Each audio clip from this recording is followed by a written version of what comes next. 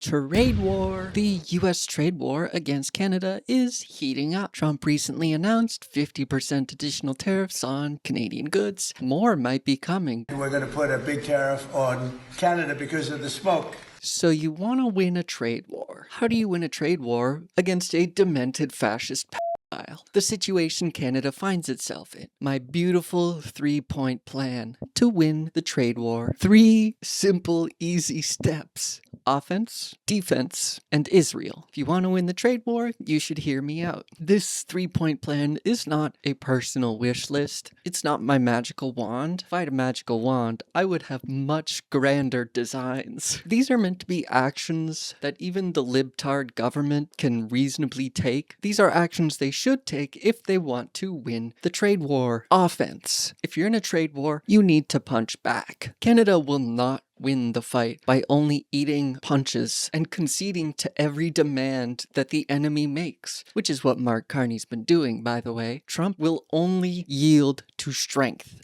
You have to punch bullies back. So Canada's got to go on the offense. Thankfully, makes our job a lot easier. They've provided a list of their weak points. Neon flashing weak points saying, punch me here to do extra damage. Trump does not want Americans paying any extra on those resources. And you know, when your enemy gives you a list of their weak points, I mean, come on, you know what you gotta do. Canada has to attack. The US potash consumption is 95% imported. Of the 95% that's imported, 85% of it comes from Canada. They are completely reliant on Canadian potash. They have no other source for potash in the short term. Their domestic production is tiny. Tax it. Force US potash consumers to pay more. And they will be forced to pay the higher price because potash in the short term a non-replaceable good and you need it for food. The US isn't going to turn off food production. So the United States will have to sacrifice and eat that bag. This is a colossal weak point. Tax that shit and make the US empire squirm. Oil is a particularly politically sensitive thing. The US petrodollar is the backbone of their hegemony. The US cannot afford to produce less oil and gas right now. Donald Trump does not want gas prices any higher, and guess what? Canada is the source of 60% of all US oil imports. That's around 4 million barrels of oil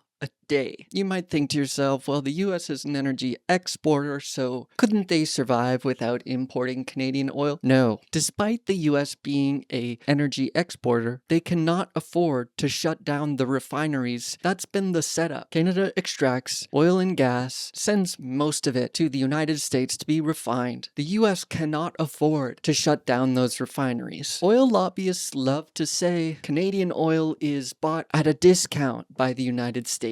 Well, let's do them a favor and close that gap with a little nifty tax. The US knows that this would be a devastating blow to them, and that is the strength that comes from this incredible leverage that Canada has. Canada's oil and gas industry is one of the biggest, and the companies are insanely profitable and are benefiting tremendously from the ongoing US-Israeli war of aggression against Iran. The oil companies in Canada have been cheesing over their insane oil profits. It's insane how much money they're extracting and hoarding. Look, if there are sacrifices to be made in a trade war, the oil and gas companies and their insanely wealthy executives should take on more of the burden. I know, crazy opinion. This is a reasonable thing to do. Ask anyone in Canada of people who need to sacrifice. Oil and gas executives is at the top of the list. Maybe number 2 after the individual person Kevin O'Leary, who everybody fucking hates. The richest should be asked to shoulder more of the burden to help keep the country stable. And instead of the status quo, working class people bearing the overwhelming burden of this trade war. Oh no, somebody think of the profits of the oil and gas industry. I hear you whining. Cut it out, okay? Are you big oil? Like, what the fuck are you complaining about? Shut up. Offense.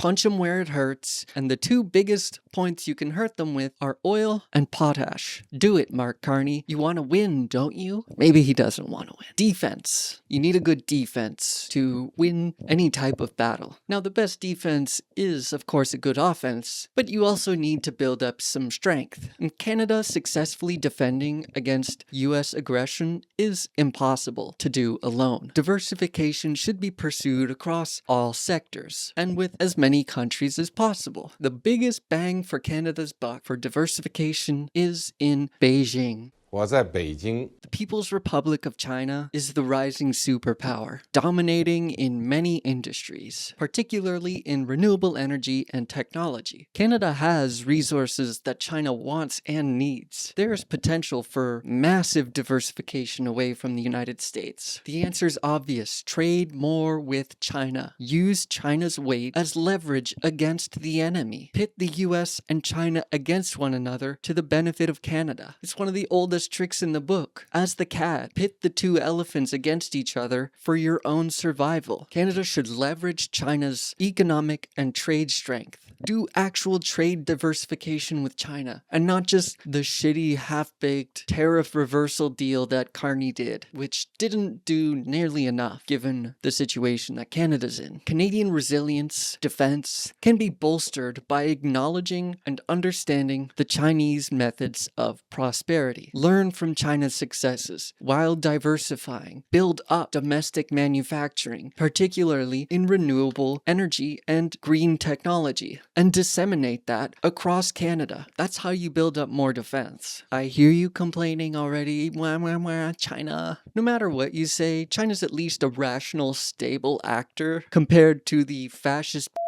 molesting the planet. Would you rather interacting with socialism with Chinese characteristics or bending the knee to a fascist Donald Trump? Which one? Everyone can see. It's obvious that China's the preferred partner, and Canada should lean into that reality to strengthen its resilience against the United States in this trade war. Defense. And the third pillar of winning the trade war against the United States is Israel. Before I elaborate, I have to say that Palestinians suffering under occupation, apartheid, and must not be viewed as a tool to retaliate against the US empire. Ruba's suffering and the plight of those living in makeshift camps will not end unless Israel allows materials for proper shelters to enter Gaza. Palestinians must be afforded dignity and peace that they are owed as human beings. Palestinians have been dehumanized by Western powers, Canada included, for generations. Palestinians should not be a bargaining chip. I am saddened by the reality that there is leverage to be gained by doing the right thing. Canada can gain leverage by isolating Israel. Canada has the power to diminish Israel's terror project. Isolating Israel also isolates the US empire. Isolating an enemy is a very powerful way to weaken them. That's leverage that's just sitting there and is also the moral thing to do. Stand up for Palestinians. Fight for the victims of genocide, apartheid, and occupation. It's the right thing to do, and it should be done regardless of any trade war. The reality of the situation is that the Canadian government is complicit in this live-streamed genocide. Mark Carney, throughout his entire tenure, has materially supported Israel amidst their generational crimes against humanity. Canada has a legal obligation to use any and all levers available to inhibit Israel's ongoing crimes against humanity. A legal obligation that Mark Carney has completely foregone, making him a partner in these live-streamed horrors. In a just world, Mark Carney would be on trial. State-sponsored pogroms are accelerating in occupied Palestine. Jewish supremacist colonist terrorists are committing like 6 pogroms a day. Israeli settlers have also been ramping up their attacks. On Sunday, they set fire to a quarry